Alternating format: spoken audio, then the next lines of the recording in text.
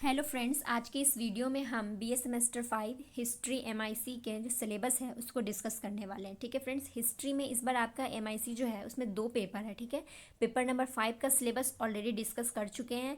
यहाँ paper number जो 6 है हिस्ट्री एमआईसी, ठीक है, उसके सिलेबस को हम डिस्कस करने वाले हैं यहाँ पे। ठीक है फ्रेंड्स, तो हम फर्स्ट यूनिट देखेंगे। यहाँ पे क्या है हमारा, rise of nationalism in Europe. ठीक है, कैसे जो है वो नेशनलिज्म का राइज हुआ यूरोप में, उसके बारे में हम देखेंगे। ठीक है, उसमें फर्स्ट टॉपिक है the rise of Napoleon and the fall of Napoleon. कैसे जो है नेपोलियन का राइज हुआ और फिर कैसे उसका फॉल हो गया। ठीक है, इसके बारे में हमें पढ़ना है। ठीक है, सेकेंड टॉपिक है Congress of Vienna and its significance. ठीक है, कांग्रेस ऑफ वियना क्या है, उसका महत्व क्या है, इसके बारे में पढ़ेंगे। ठीक है, नेक्स्ट टॉपिक है हमारा रेवोल्यूशंस ऑफ 1830 एंड 1848।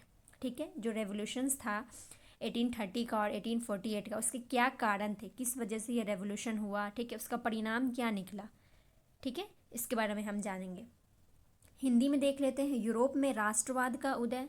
ठीक है, हमारा टॉपिक है इसमें नेपोलियन का उदय और नेपोलियन का पतन। कैसे उदय हुआ, कैसे उसका पतन हुआ, इसके बारे में हम डिटेल में पढ़ेंगे। वियना कांग्रेस और उसका महत्व क्या है, इसके बारे में भी जानना है। 1830 और 1848 की क्रांति क्या है, क्या कारण था उसका, क्या परिणाम निकला उसका, इन सब के बारे में हम पढ़ेंगे। ठीक है, ये हमारा फर्स्ट यूनिट का टॉपिक्स है। ओके, हम सेकेंड यूनिट में देखेंगे।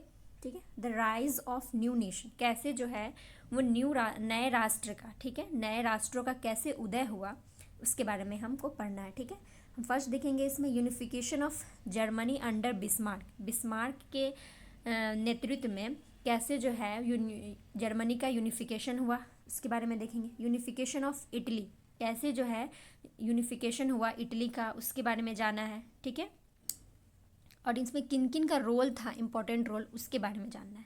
ठीक है, जैसे कैवूर हो गया, मैजीनी हो गया, गैरीबाल्डी का रोल, इन सब का क्या था रोल यूनिफिकेशन ऑफ इटली में, उसके बारे में जानना है। ठीक है, नए राष्ट्रों का उदय। ठीक है, उसके अंदर आता है बिस्मार्क के नेतृत्व में जर्मनी का एकीकरण। ठीक है, कैसे हुआ उसके बारे में। इटली का एकीकरण, कैवूर, मैजीनी और गैरीबाल्डी की भूमिका क्या थी इसमें, उसके बारे में भी हम पढ़ेंगे। ठीक है फ्रेंड्स, हमारा थर्ड यूनिट है capitalist industrialisation and socio economic transformation. ठीक है, कैसे जो है कैपिटलिस्ट इंडस्ट्रियलाइजेशन आया और उस टाइम क्या क्या सोशियो इकोनॉमिक ट्रांसफॉर्मेशन हुआ, उसके बारे में हमें पढ़ना है। ठीक है, फर्स्ट हम देखेंगे इसमें industrial revolution in Britain and Europe. ठीक है, ब्रिटेन में कैसे इंडस्ट्रियल रेवोल्यूशन का राइज हुआ, यूरोप में कैसे हुआ, इसके बारे में पढ़ेंगे। ठीक है, फिर देखेंगे यहाँ पे राइज ऑफ सोशलिज्म, कैसे जो समाजवाद का उदय हुआ, उसके बारे में देखेंगे। इम्पेरियलिज्म एंड इट्स इम्पैक्ट, कैसे जो है इम्पेरियलिज्म आया, इसका क्या प्रभाव पड़ा, क्या इम्पैक्ट पड़ा, इसके बारे में हमको जानना है। ठीक है फ्रेंड्स, देख लेते हैं पूंजीवाद, औद्योगिकरण और सामाजिक आर्थिक परिवर्तन क्या है हुआ उस टाइम, ये देखेंगे। ब्रिटेन और यूरोप में औद्योगिक क्रांति क्या थी। ठीक है, समाजवाद का उदय कैसे हुआ, उसके बारे में जानेंगे। साम्राज्यवाद और उसका प्रभाव क्या पड़ा, उसके बारे में भी हमें पढ़ना है। ठीक है फ्रेंड्स, ये हमारा यूनिट 3 का टॉपिक्स है। ठीक है, फिर हम यूनिट 4 में देखेंगे क्या पढ़ना है, इंटरनेशनल रिलेशन के बारे में पढ़ना है। ठीक है friends, the new era and the concept of balance of power के बारे में पढ़ना है। ठीक है, इसमें हमें पढ़ना है बर्लिन कांग्रेस के बारे में। ठीक है, फिर हमें पढ़ना है इसमें कम्युनलिज्म इन रशिया। ठीक है, द बॉल्शेविक रेवोल्यूशन। ठीक है, रसिया में एक बॉल्शेविक रेवोल्यूशन हुआ था।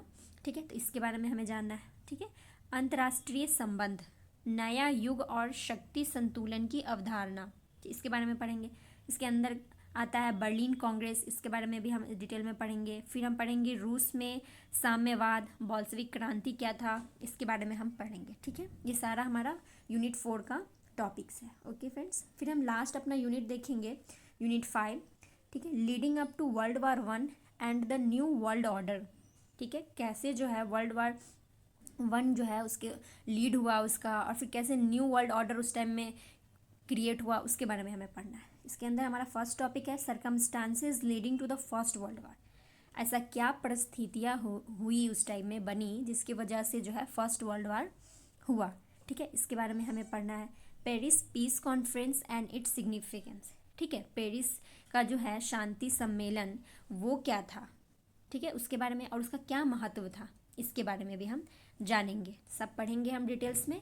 सो फ्रेंड्स, ये जो है MIC का जो हिस्ट्री MIC का जो सेकेंड पेपर है 6 पेपर, उसका सिलेबस हम डिस्कस कर लिए हैं।